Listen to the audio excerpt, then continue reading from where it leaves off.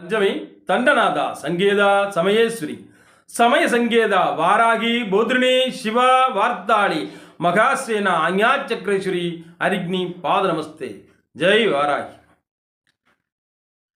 இப்போ பார்த்தோம்னா அதிகபட்சம் எங்கே பார்த்தாலும் வாராகி வாராகி வாராகி வாராகி வாராகி வழிபாடு தான்.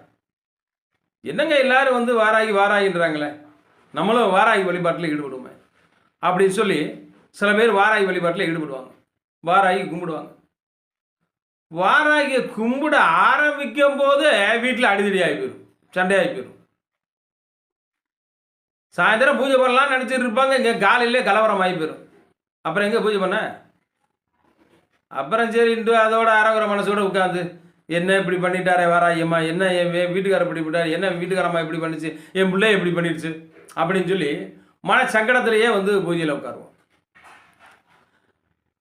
அப்படி உட்காரும் பொழுது நமக்கு நிம்மதியாக கும்பிட முடியுமா? ஏதோ சொல்லி கும்பிடுவோம். ஆனால் அம்பாலை வந்து முறையா உபாசனை எடுத்து முறையா தெய்வ வழிபாட அம்பாலை உபாசிக்கும் பொழுது கண்டிப்பாக அம்பாள் வந்து நல்ல ஒரு உயர்தரமான நிலைமைக்கு கொண்டு வருவாங்க. ஜாதகத்தில் எவ்வளவுதான் தோஷங்கள் இருந்தாலும் சரி, பிரச்சனைகள் இருந்தாலும் சரி, அதையெல்லாம் தகர்த்தெறிஞ்சு அந்த தடைகளை உடைச்சு ஒரு நிம்மதியான ஒரு வாழ்வுக்கு வந்து அம்பாள் கொண்டு வருவாங்க. எவ்வளவுதான், அதாவது பஞ்சமி அன்னைக்குமா மட்டும்தான் அம்பாளுக்கு உகந்த நாளா? எல்லாம் பஞ்சமிக்கு விளக்கேற்றுங்க, தேய்பிற பஞ்சமிக்கு விளக்க போடுங்க, பூசணிக்காயில் விளக்க போடுங்க, தேங்காயில் விளக்க போடுங்க. தேங்காயில் விளக்கு போட்டிருப்பாங்க, இவங்களும் விளக்கு போட்டிருப்பாங்க, பூசணிக்காயில் விளக்கு போடுங்க. பூசணி விளக்கு போடலாம், தேங்காய் விளக்கு போடலாம்.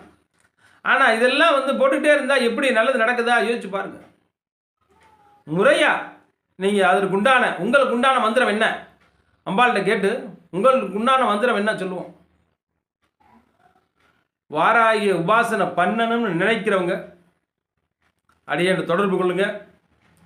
உபாசனையை சொல்லித்தாரேன், அம்பாலை எப்படி வழிபடணும்னு சொல்லித்தாரேன்.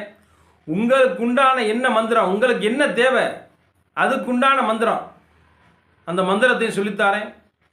அம்பாலை வந்து வழிபடுங்க, வாழ்க்கையில் சகல விதமான நன்மையும் பெறுங்க.